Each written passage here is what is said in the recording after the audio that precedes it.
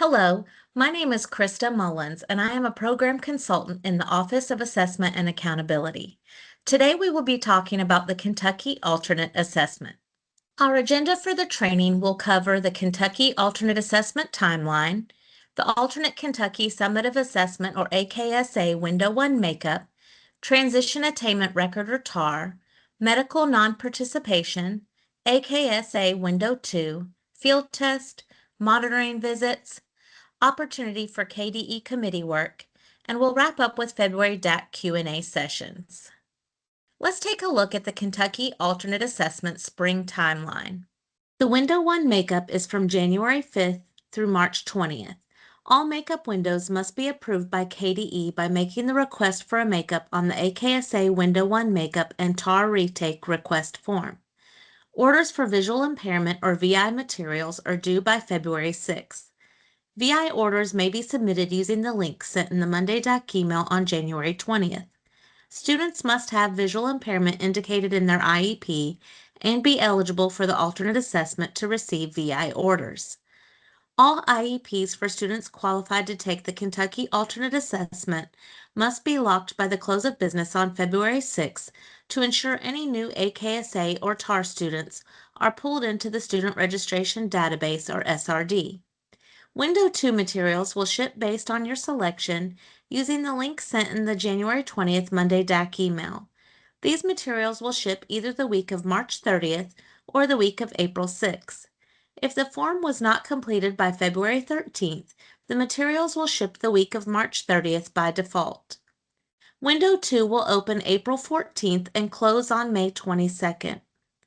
All scores for the attainment tasks and TAR must be entered into the SRD by May 29th.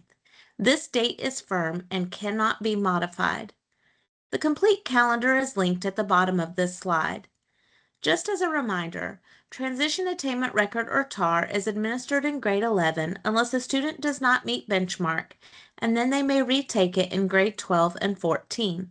The TAR may be administered to students as long as a G-code is not applied in Infinite Campus or IC. Let's take a look at the procedures for requesting a makeup. The makeup for Window 1 began on January 5th and will continue through March 20th. District Assessment Coordinators or DACs must complete the AKSA Window 1 makeup and TAR retake request form to request a makeup. The form is linked on this slide and can also be found on the AKSA Resources webpage. Once the form is submitted, a copy of the DAC's responses will be emailed to them. This will serve as confirmation that KDE received the form. After KDE reviews the request, the DAC will receive an email from KDE letting them know if the request was approved or not approved. Please allow 1 to 2 business days for KDE to review and approve the request. Test administrators will have access to the SRD and videos in the online training system, or OTS, 2 business days after the district's receipt of the approval email. All makeup attainment tasks, or ATs, should be administered by March 20th. Scores must be entered into the SRD by the close of business on March 20th. All procedures and protocols for testing must be followed during the makeup window. If, for some reason, a student is unable to complete testing during the makeup window, the student may complete Window 1 and Window 2 in the spring during the second testing window, which is April 14th through May 22nd. KDE encourages districts to use the makeup window to complete Window 1 testing if possible. If a student will be taking Window 1 and Window 2 assessments in the spring, districts must request approval for the makeup using the makeup request form that will be sent in a Monday DAC email at the end of March. Students are required to take both Window 1 and Window 2 attainment tasks and field test tasks of the AKSA.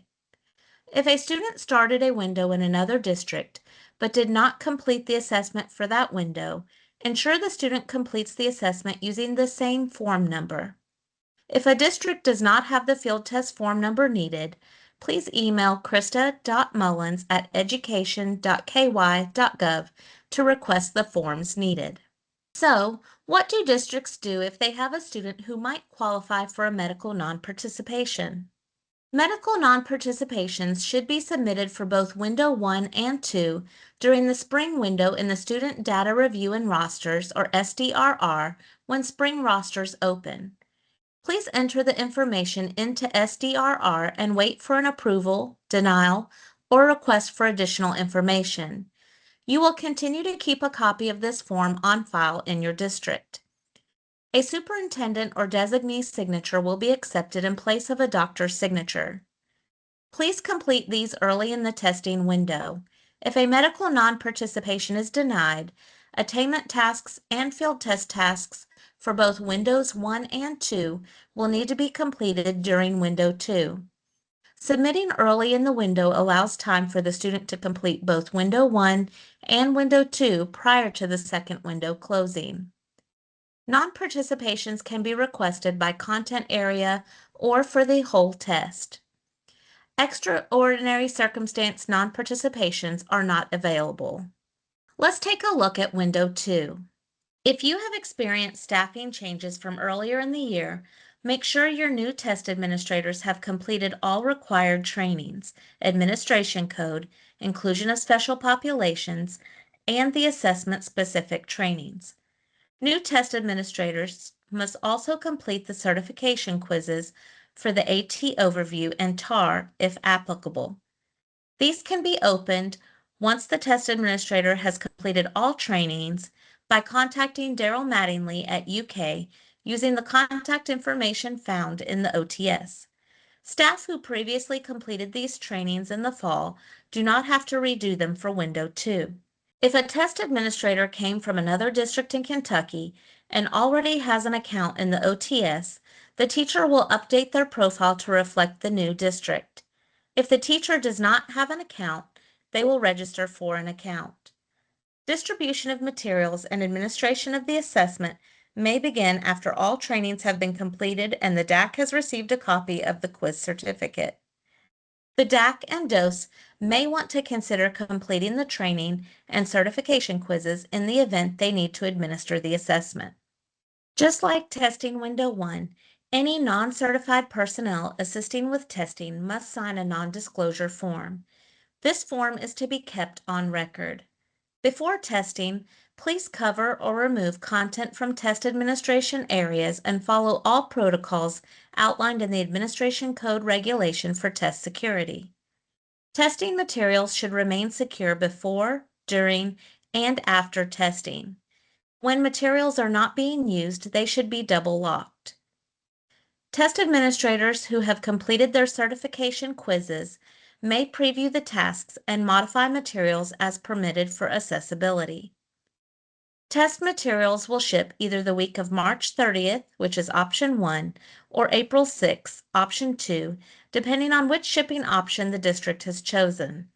If materials are not received by April 6th for districts who chose shipping option 1 and by April 13th for districts choosing option 2, please email krista.mullins@education.ky.gov.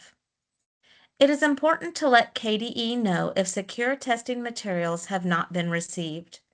School-level Window 2 materials will need to be placed in the school binders that were retained from Window 1.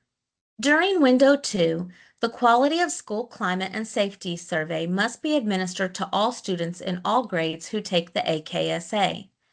Tasks in the same content area may be administered in more than one session if needed. If a test session is stopped, it must be restarted where the student left off. The task cannot be restarted at the beginning. Only one content area may be administered in a day, and the order of the binder must be followed. The QSCS survey may be given on the same day as the first content area. Regarding instruction, as per the Administration Code, instruction may continue in the testing window but cannot be centered around the tasks being administered, nor can there be any kind of review or reteaching based on knowledge of secure test materials. When it's time to begin task administration, the test administrator should be in a one-to-one environment with the student in a room free from distractions and other students. Remote administration of assessments where the proctor is at one location and the student is at another location is not permitted. Test administrators should follow the directions in the script and read it exactly as written. This is a fully scripted assessment. Beginning on page 11 of the administration guide, there are some examples of acceptable and unacceptable administration procedures. For example, it would be acceptable to cue a student to begin or to orient them to the task. It is not acceptable to cue them toward a specific answer. When a student answers, please record the response on the student response sheet. Returning to a previous question once the student has moved to the next question, even if they ask, is not permitted. Students may not have multiple opportunities to answer the same question. All testing materials must be securely stored when not in use. It is also important for test administrators to log out of the online training system or OTS when the assessment is not actively being administered. Once the attainment task administration is complete, it's time for score entry in the SRD. Transfer the student responses from the paper answer sheet into the SRD by May 29, 2026. The field test form number must be entered prior to accessing the screen where scores are entered.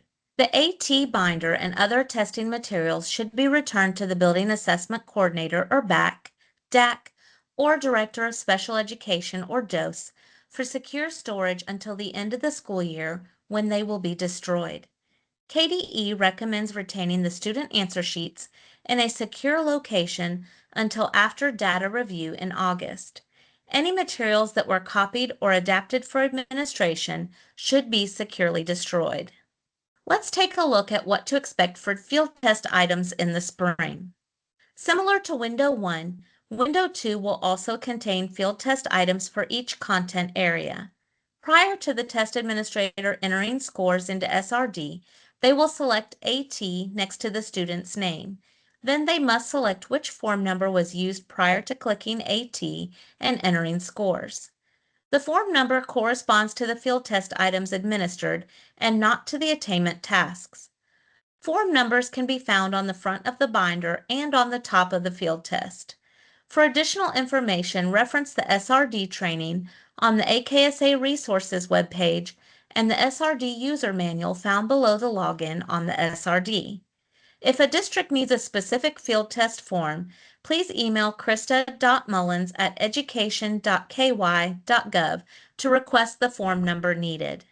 Now let's turn our attention to monitoring visits. Like in the past, in-person and virtual monitoring visits will occur during the spring 2026 administration in conjunction with the KSA site visits. Details about monitoring visits are discussed in the Test Security February DAC training. Let's turn our attention to some KDE committee work opportunities. The Kentucky Department of Education is seeking Kentucky educators to assist in several assessment-related tasks that will take place in 2026. K through 12 and post-secondary educators, as well as community stakeholders interested in participating in assessment and accountability committee work are needed. A pool of candidates is being gathered for activities that will occur. A Google form will be shared with DACs to forward to qualified applicants. A large portion of this work will be accomplished virtually, and participants will receive a stipend. When will the February DAC Q&A sessions take place? The first February DAC Q&A session will take place on February 3rd in Frankfort at the Sauer Building. This is an in-person only session. On February 11th, the session will take place in Ashland at the Kentucky Education Development Corporation. This session will be both in person and have a virtual option. On February 16th, the Q&A session will take place at the Southeast South Central Educational Cooperative in London. This session will be both in person and virtual. On February 18th, the Q&A session will take place in Bowling Green at the Green River Regional Educational Cooperative. This session also has in-person and virtual options. The schedule for our February DAC Q&A sessions can be seen here on this slide. Be sure to check out the other February DAC recorded trainings that are available. A list of those trainings is seen on this slide. We encourage participants to view these trainings prior to attending the Q&A sessions. This concludes the Kentucky Alternate Assessment February DAC training. If you have any questions, please feel free to contact our office at 502-564-4394 or by emailing dacinfo@education.ky.gov.